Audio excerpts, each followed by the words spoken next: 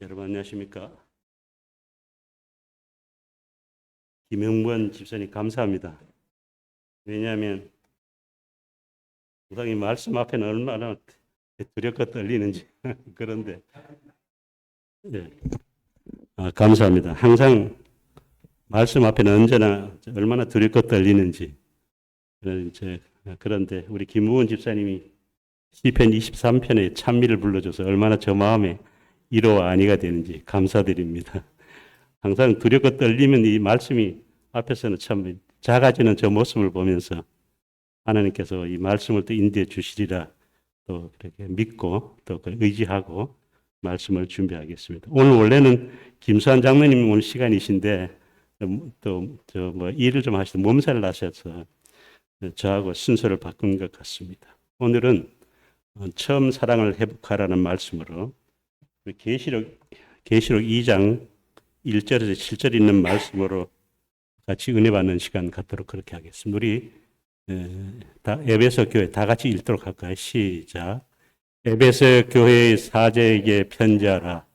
오른손에 있는 7별을 붙잡고 7 금촛대 사이를 거니시는 이가 이르시되 내가 내 행위와 수고와 내 인내를 알고 또 악한 자들을 용납하지 아니한 것과 자칭 사도라 하되 아닌 자들을 시험하여 그의 거짓된 것을 내게 드러낸 것과 또 내가 참고 내 이름을 인하여 견디고 게으르지 아니한 것을 아노라.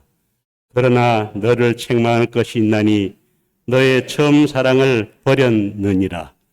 그러므로 어디서 떨어졌는지를 생각하고 회개하여 처음 행위를 가지라.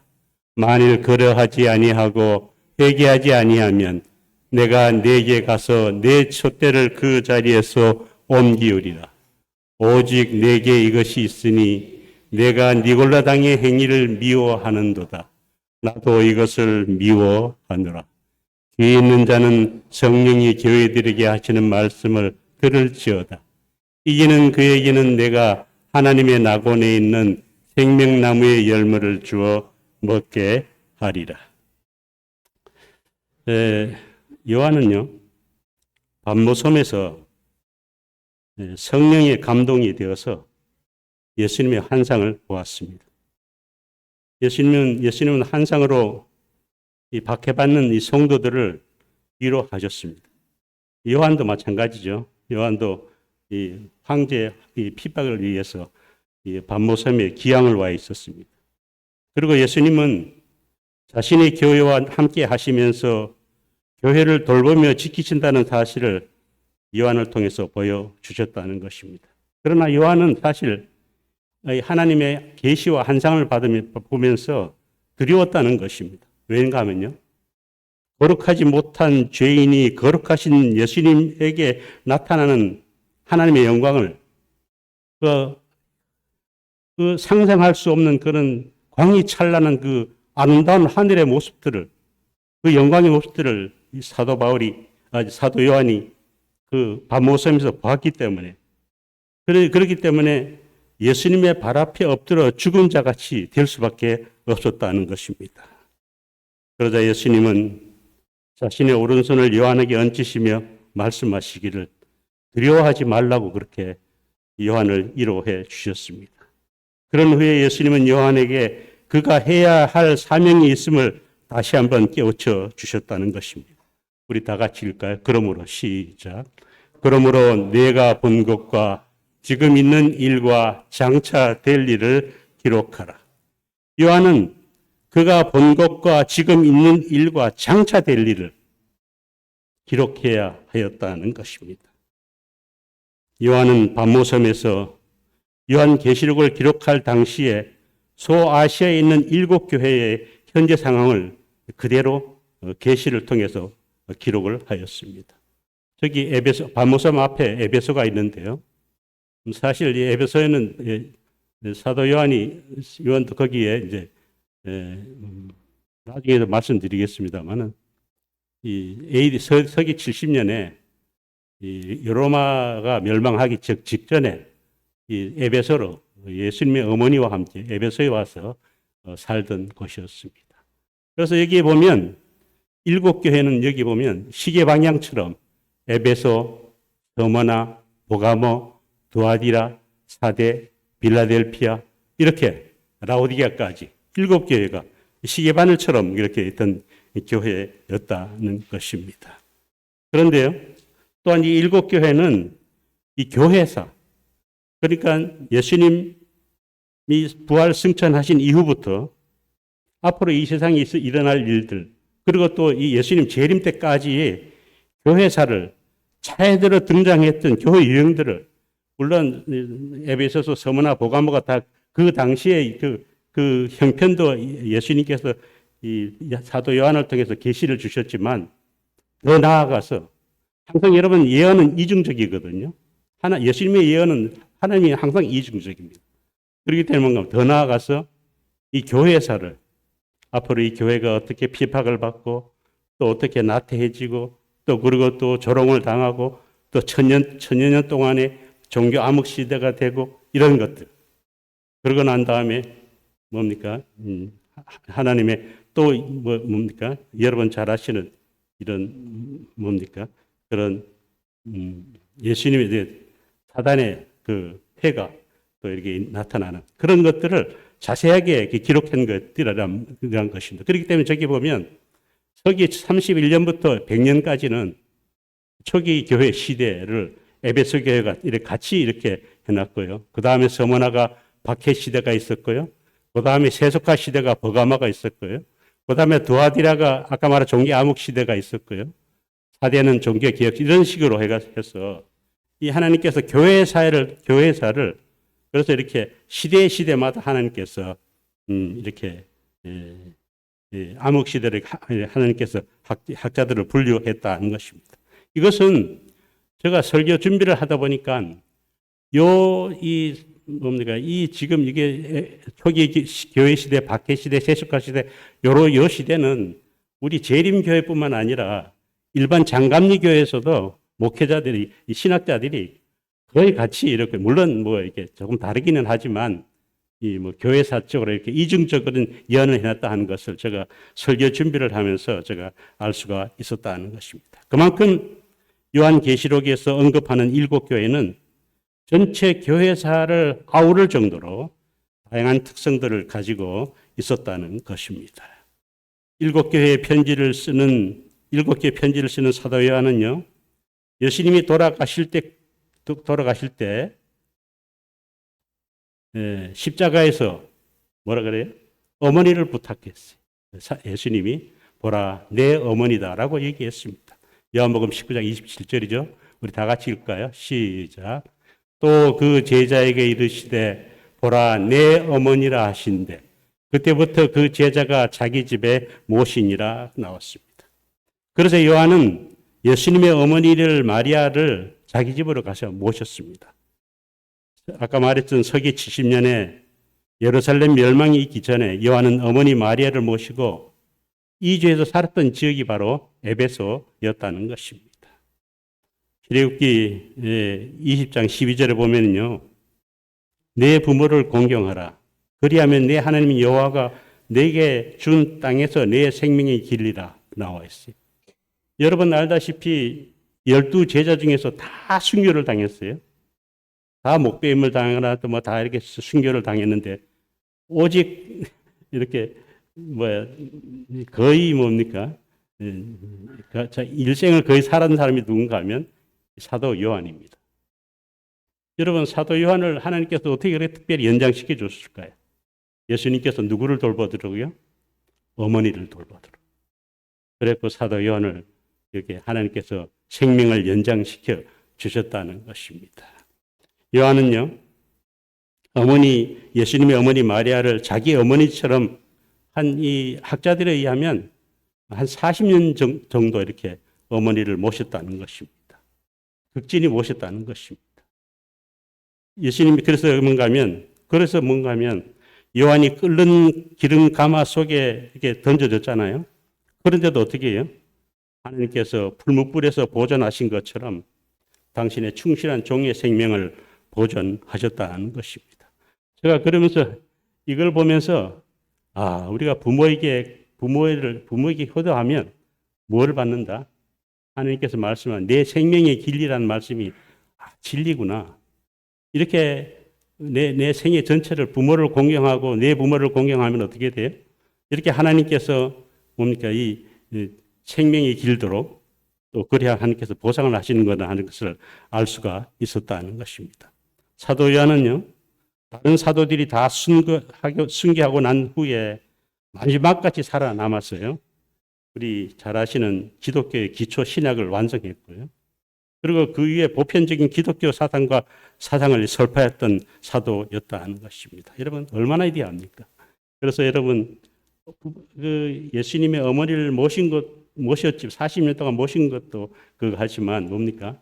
그 생명을 연장시킨 것도 하나님께 감사한데 거기다가 뭐 했어요? 이 계시를 통해서 하늘을 볼 수 있는 하나님께서 그런 큰 축복을 우리 요한에게 주신 것을 알 수가 있다는 것입니다. 서기 31년에 예수님이 십자가에서 돌아가셨지만 부활 승천하셨습니다.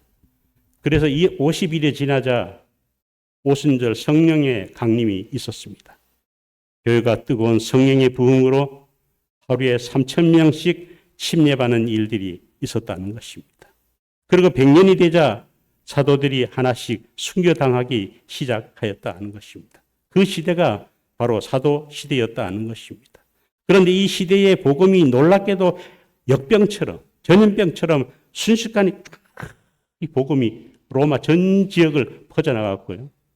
여러분 그 당시에 로마 당시 인구 숫자가 얼마인가 하면요.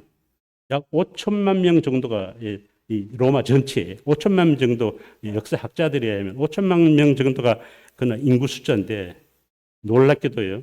그중에 로마 시민이 복음을 받아들이는 시민들이 얼마인가 하면 600만 명이었다는 것입니다. 여러분 이거 참 어마어마한 숫자가 아닙니까? 600만 명이라면 10%가 넘는 10몇 프로가 되는 얼마나 이 복음이 순식간에 이 로마 전역을 퍼졌는지 알 수가 있다는 것입니다. 그래서 그 당시에 사람들은 하나님의 말씀을 뜨겁게 사랑했고요. 말씀에 바로 서는 일들이 있었던 시대가 바로 이 에베소 시대였다는 것입니다. 바로 이러한 때에 사도 바울이 3차 선교 여행 때 에베소 교회를 세웠어요. 여기에서 이 소아시아에서 지금 이 소아시아가 지금으로 말하면 터키, 지금으로 말하면 트르키예 지역 아닙니까? 그런데 이 사도 바울이 전도를 하면서 제일 먼저 세운 지역이 에베소입니다. 그런데 거기 54년에서 56년경이었거든요. 바울이 에베소에서 한 3년을 거기서 있으면서 거기서 교회를 돌보고 신도들을 양육시켰습니다. 그래서 여러분 이 사도행전 20장 31절에 보면 이런 말씀이 있어요. 우리 다 같이 읽을까요? 그러므로 시작. 그러므로 여러분이 일깨어 내가 3년이나 밤낮 쉬지 않고 눈물로 여러분 그 바울은요 디모데를 에베소의 지도자로 세웠습니다. 그리고 자신은 이제 다른 지역을 향해서 그것을 떠났습니다. 그런데 바울이 떠났지만 디모데 곁에는 누가 있었는가 하면요. 아굴라가 있었고 브루스길라가 있었고 아볼로가 있었고 두기고가 있었어요. 함께 협력해서 에베소 교회를 섬겼다는 것입니다. 여러분 얼마나 아름답습니까? 혼자 사도 바울이 위대한 하나님의 사도인 사도 바울이 떠나자 어떻게 해요? 그 두기거나 이런 여러 사람들이 디모데 이런 사람들이 협력을 해서 같이 사역을 하면서 이 교회를 키워 나갔다는 것입니다. 하지만요, 서기 64년에 사도 바울이 로마에서 순교를 했어요. 그러자 에베소에 거했던 사도 요한이 지금 오늘 나오는 사도 요한이 바울을 대신해서 기독교의 지도자가 에베소 지도자가 되었다 하는 것입니다.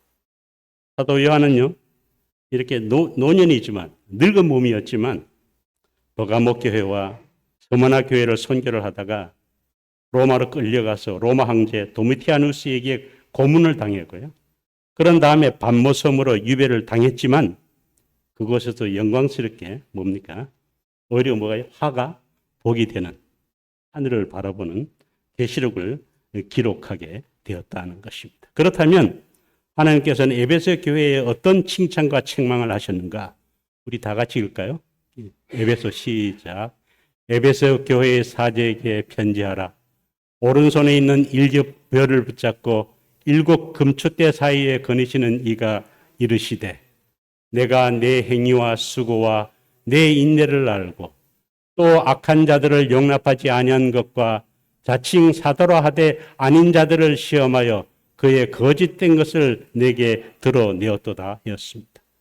에베소 교회의 신앙은요, 하나님의 말씀을 양심적으로 믿었던 사람들이 모여 있었던 교회가 바로 에베소 교회였습니다.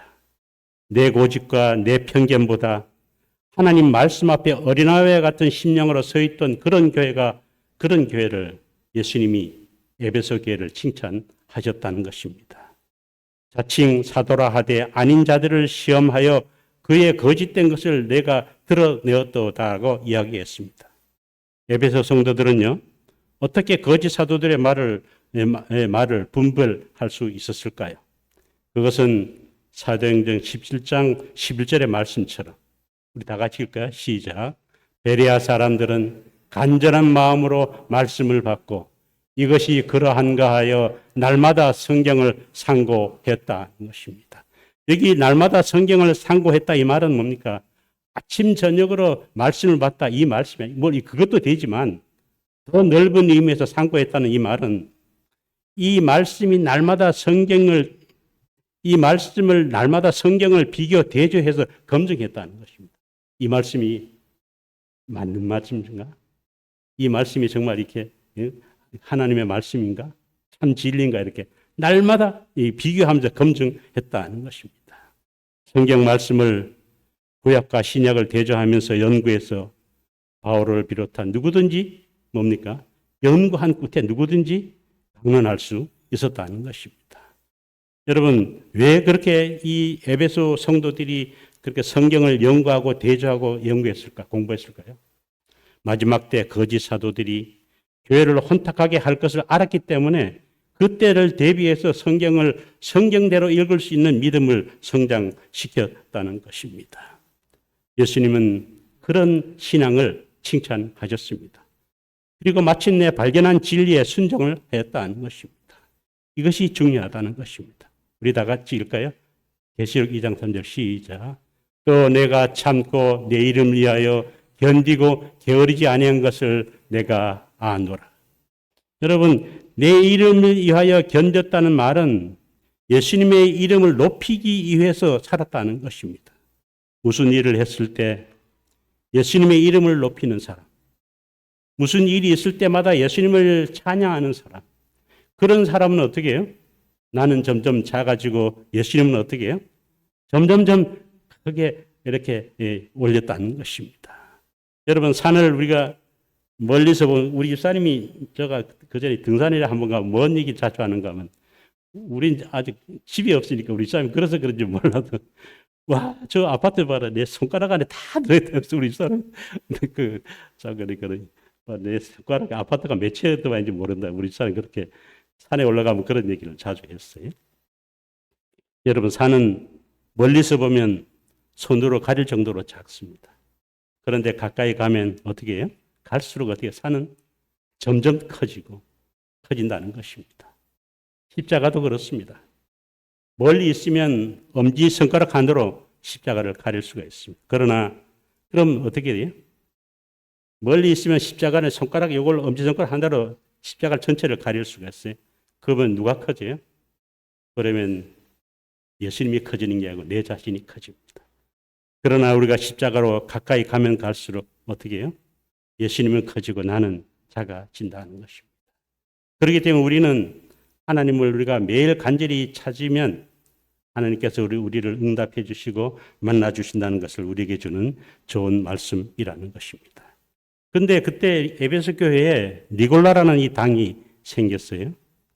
니골라 당에 대한 이 분별이 어려웠던 이유는 이 니골라 당이 생겼는데 에베소 교회 안에서 니골라 당이 세운 건 처음에는 몰랐어요. 그런데 이게 니골라 당이 이렇게 생긴 것을 어려웠던 이유는 뭔가 하면 사도행전 6장에서 세워진 7 집사 가운데 니골라가 교회 집사, 그 에베소 교회 집사였다는 것입니다. 근데 그가 뭡니까? 반역을 해서 사람들을 모아서 자기가 당을 하나 만들었다는 것입니다. 그러므로 니골라당은 교회 내부에서 발생한 부패한 집단이었다는 것입니다. 니골라는요, 구약의 발람 선지자에 해당하는 자입니다. 교회 내에서 교인들에게 성경을 왜곡되게 가르쳤고요. 영적인 음행을 합리화한 것이 바로 니골라 집사였습니다. 다시 말해서 발람 선지자에게 속은 이스라엘 백성이 이방 종교를 받아들이고 그들과 연합한 것처럼 니골라당은 황제 숭배와 아데미 여신 숭배를 받아들이며 그들과 짝했다는 것입니다. 그러니까 어떻게 됐어요? 세상과 이렇게 짝했다는 것입니다. 세상 풍조로 따라갔다는 것입니다. 그러니까 믿음에 굳게 서지 않은 그런 성도들이 얼마나 좋아했겠어요. 이렇게 교회 오면 뭐 하지 마라 하는데 좋잖아요. 세상에 나가니까 마음대로 갖고 우상 숭배할 수 있고 마음껏 먹을 수 있고. 여러분, 예수님을 입으로 한번 시인하면 믿으면 그때도 그렇지 다 끝났다는 것입니다. 예수님 한번 믿기만 하면 그건 한번 구원은 영원한 구원이다. 그렇게 생각했다는 것이죠. 그리고 내가 먹고 싶은 것, 사고 싶은 것 다 해도 뭔가? 내가 아무리 해도 술을 먹어 해도 구원은 확정되었으니까 그냥 할렐루야 하면 아멘만 하면 어떻게 돼요? 난 구원은 내가 하늘 간다. 그런 사상들이 그 당시에 퍼져 있었다는 것입니다. 오직 예수님만 믿으면 된다. 그 당시 교회 안에 그런 종교가 생겨났다는 것입니다. 정말 이 집사님은 정말 순수했던 집사였는데 어떻게 변절되었다는 것입니다. 그러면서 하는 말이 뭔가 예수님은 초자연적으로 잉태한 게 아니다. 예수님이 인성론을 주장했어요. 제가 설교 준비를 하면서 보니까요. 이 사람들이 주장한 것이 뭔가 하면 예수님이 요단강에서 침례를 받을 때 성령이 임했어요. 그것까지는 하나님의 아들을 인정했어요. 그러고 난 다음에 예수님이 사역을 시작하니까 어떻게 돼요? 그때로부터 뭔가 하면 신론은 완전히 떠나가고 완전히 한 인간이다. 라고 그렇게 주장했던 것이 뭔가 하면 이 니골라당들의 주장이었다는 것입니다. 그러면서 뭔가 하면 율법도 십자가에 못 박혀서 끝났기 때문에 율법도 강조하면 안 된다. 그런데요, 엘렌 화이트의 글을 보면요, 사단이 그 뒤에서, 사단이 니골라 이 당 뒤에서 조종을 했다는 것입니다. 무섭죠? 그러면서 사단이 뭘 준비했는가 하면요, 화이트부인의 글을 보면요, 하늘의 전쟁을 또 한 번 준비했다는 것입니다. 여러분, 얼마나 무서운 얘기입니까? 왜 사단이 그렇게 준비를 하고 하늘의 전쟁을, 이 땅의 전쟁을 준비했을까요? 왜냐 하면 초대교회가 이렇게 아까 말한 것처럼 500명, 600명씩 막 이렇게 지하급수적으로 이렇게 불어나니까 어떻게 해요? 사단이 설 자리가 없죠. 그렇기 때문에 초기에 어떻게 한다? 초기에 이걸 꺾어야 되겠다. 하늘 전쟁을 사단이 준비를 했다는 것입니다. 오늘도 마찬가지입니다. 안식일 이런 거 갖고 싸우고 투쟁합니까? 하나님의 말씀 사랑합니다. 그렇게 주장하는 사람들이 있어요. 중요한 것은 베레아 사람들의 특징은요, 진리의 말씀을 발견하면 그 말씀을 목숨을 걸고 순종했다는 것입니다. 베레아 사람들처럼요, 에베소 교회도 니골라당을 정확하게 분별해서 그들을 미워하였다는 것입니다. 지금 우리가 이 시대의 교회에 가장 필요한 것은요, 에베소 교회가 가지고 있었던 그 분별력이 오늘 우리에게도 필요하다는 것입니다. 주님께서는 에베소 교회의 분별력을 칭찬하셨다는 것입니다. 그렇기 때문에 교회는요, 분별력이 있어야 된다는 것입니다. 외부적으로는요, 세상의 죄악과 타락한 문화가 교회에 들어오지 못하도록 우리가 해야 되고요. 내부적으로는 아까 말했던 거짓 사도들의 가르침과 교단 내에서 활동하는 니골라당을 분별해서 미워할 수 있는 그런 우리가 분별력을 가져야 한다는 것입니다.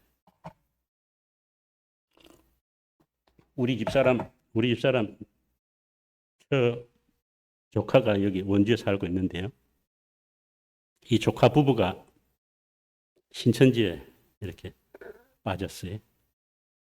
그래서 이제 내가 이제 우리 집사람 오빠가 되죠. 사촌 오빠가 되죠.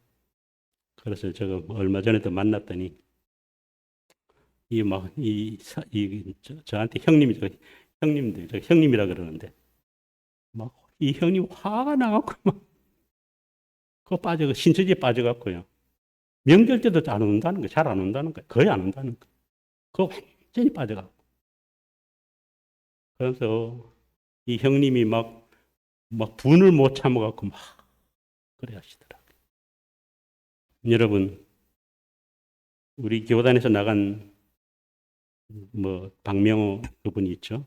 제가 PD 수첩을 한번 보니까 거기 있는 분들이 저 브라질인 전부 가 있는데 보니까 문패를 전부 다 이래 보니까 전부 문패는 천씨로 바꿨더라고요. 왜냐하면 천국 백성이기 때문에.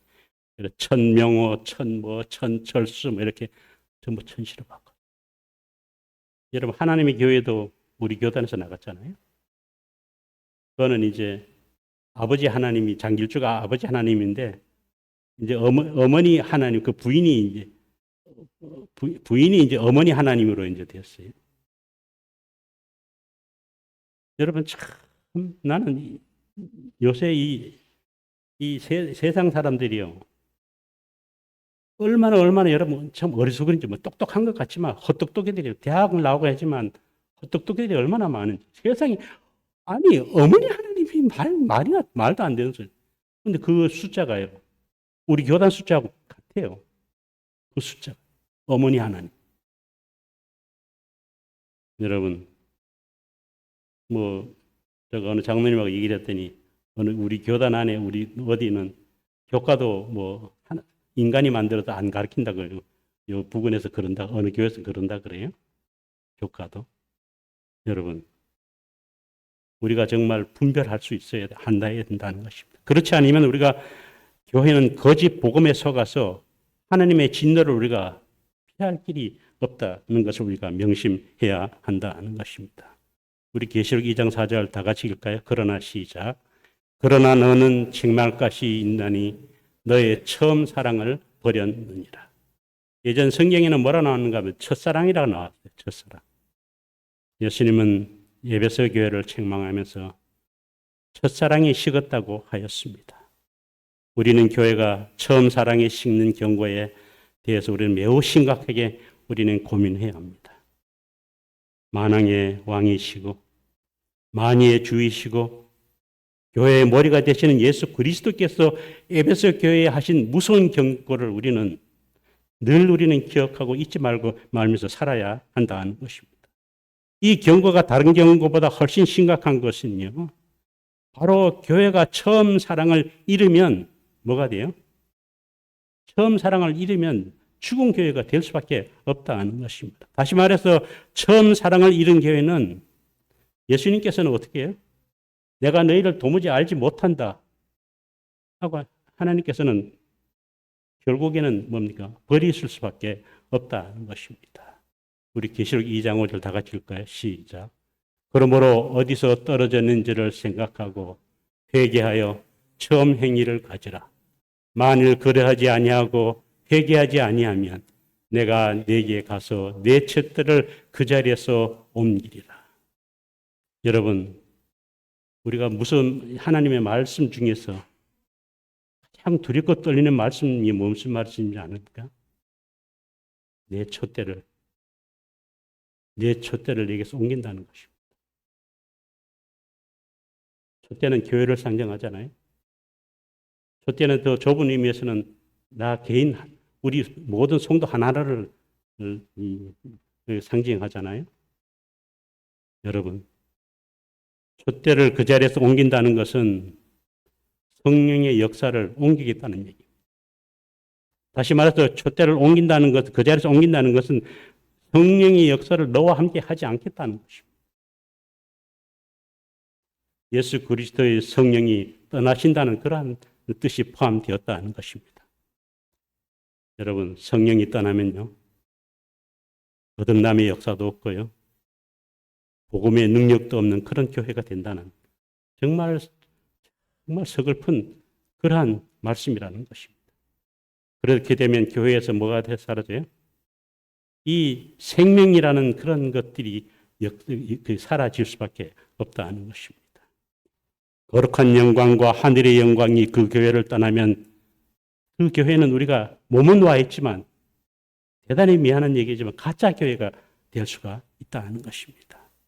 가짜 교회가 되면요, 세상 사람들의 모임이나 취미생활로 모이는 사교 모임과 전혀 다를 바가 없다는 것입니다. 이러한 교회는 형식적으로만 존재하다가 이 땅에서 사라질 수밖에 없다는 것입니다. 그러한 교회 모습이 바로 어디 있어요? 유럽의 교회라는 것입니다. 여러분, 이 사진은요, 영국 런던의 메트로폴리탄 발음이 안 좋았어요. 죄송합니다. 그 교회입니다. 찰스 스펠전 목사가 목회했던 교회인데요. 그 당시에는 얼마나 성령의 부흥이 받쳤는지 10,000명이나 모였다. 이 교회 안에. 그런데 지금은요, 교인이 성도가 얼마나 적게 모이는지 100명도 안 모인다. 그래서 교회는 크고 교회는 난방비가 많이 들어가고 그래서 교회 안에 칸막이 됐다는 거예요. 칸막이 돼갖고 이 예배 장소를 이렇게 조그마하게 해갖고 교인들이 얼마 안 되니까 10,000명이 드날던 그렇게 성령 충만하고 은혜 충만했던 그 교회가, 여러분, 교회 건물은 있는데 성령이 떠난 교회의 모습이라는 것입니다. 그렇기 때문에 저와 여러분은 우리가 오순절 교회처럼, 오순절 우리가 이게 능력처럼 정말 이 교회가 흥왕되고 정말 성령으로 충만해요. 그래 우리가 말씀으로 뜨거워지는 저와 여러분들이 되기를 기도하겠습니다. 우리 에베소 교회에서는 어떤 일이 일어났을까요? 우리 계시록 2장 7절입니다. 다 같이 읽을까요? 시작. 귀 있는 자는 성령이 교회들에게 하시는 말씀을 들을지어다. 이 말씀은요,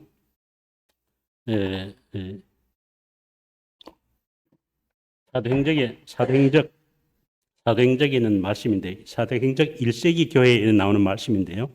제가 좀 옮겼습니다. 그리스도 교회가 조직된 지 반세기 이상이 지나면서 연로한 지도자들이 한 사람 한 사람 그들의 자리에 쓰러져 갔다.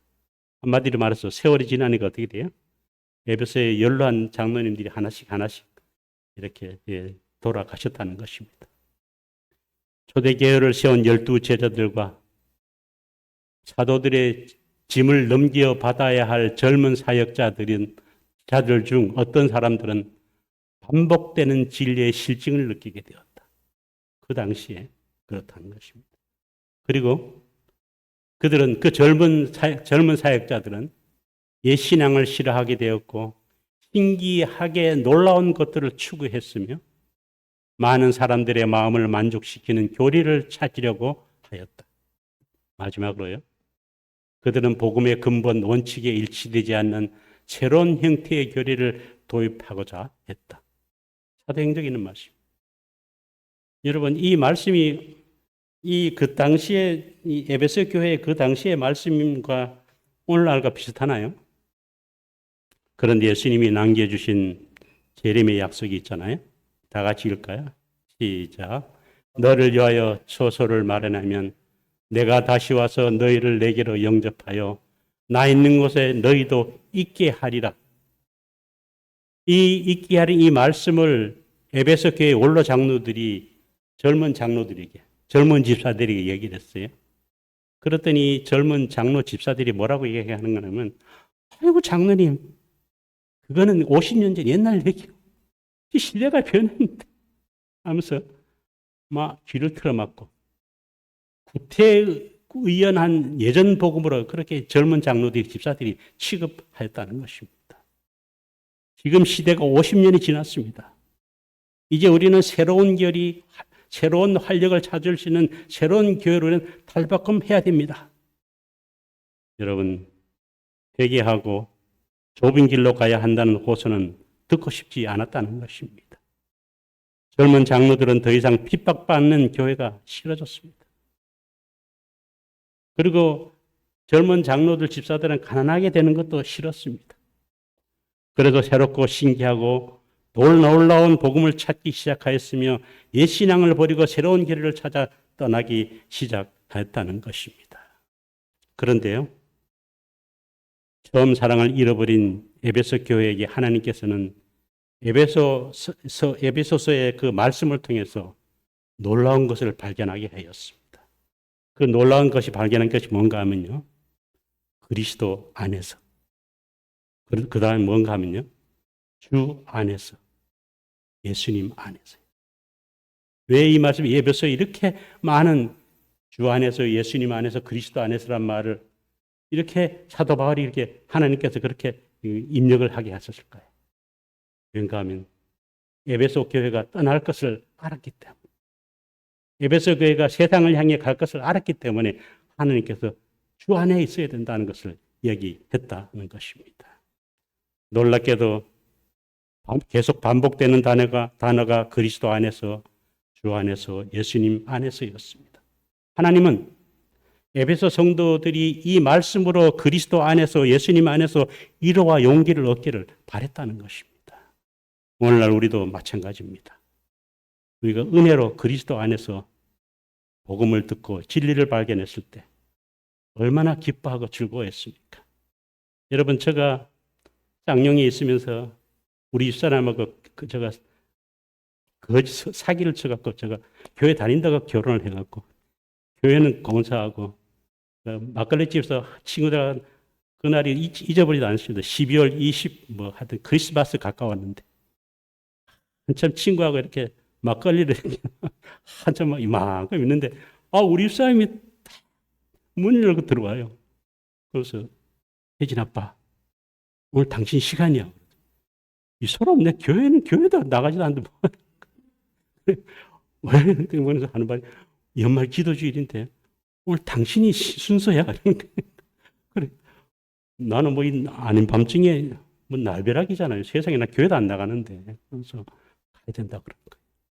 내 술 먹었는데 괜찮다. 하나님 용서하신다. 그래 어떻게 우리 집사람 따라갔어요. 어떻게 하다가 그 기도력을 읽었어요. 연말 기도력을. 여러분, 그것이 바로 뭐예요?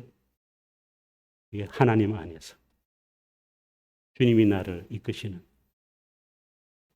주님이 나와 함께 하시는. 저는 그 생각만 하면 얼마나 감사한지.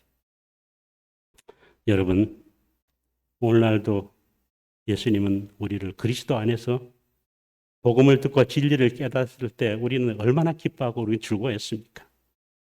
침례를 받고 하늘 백성이 되었을 때에 우리가 얼마나 놀라고 얼마나 감사하고 얼마나 기뻐했습니까?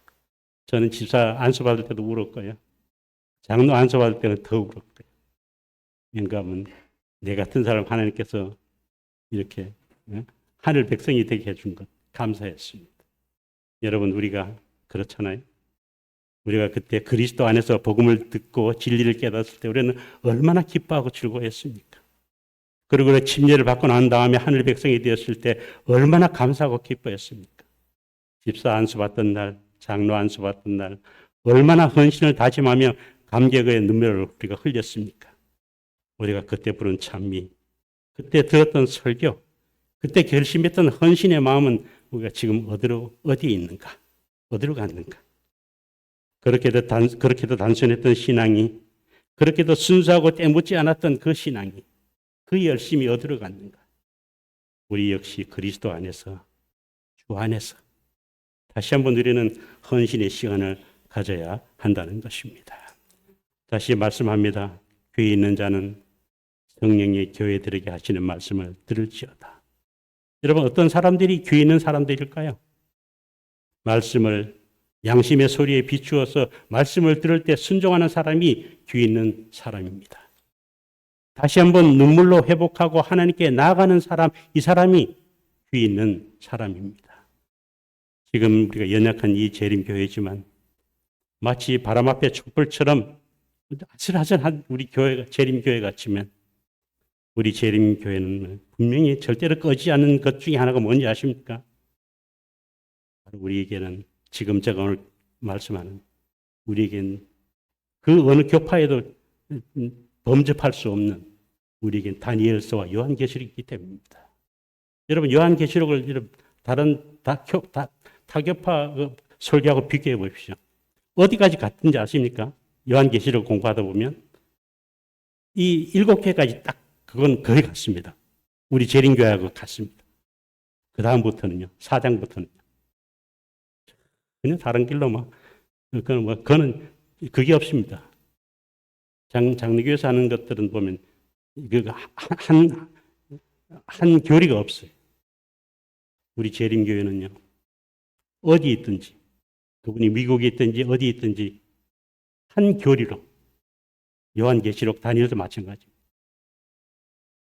한 교리로 있기 때문에 우리의 재림교회는 절대 꺼지지가 않고 뭡니까? 우리 하나님이 우리와 함께 하신다는 것입니다. 우리 이거 읽을까요? 시작.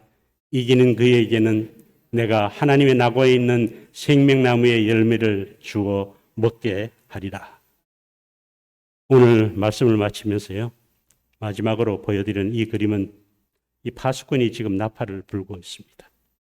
성경에서 찬미에서 예수님이 오실 때 우리에게 분부하시고 명령하신 한 사건은 나팔을 들어서 크게 불라고 하였습니다.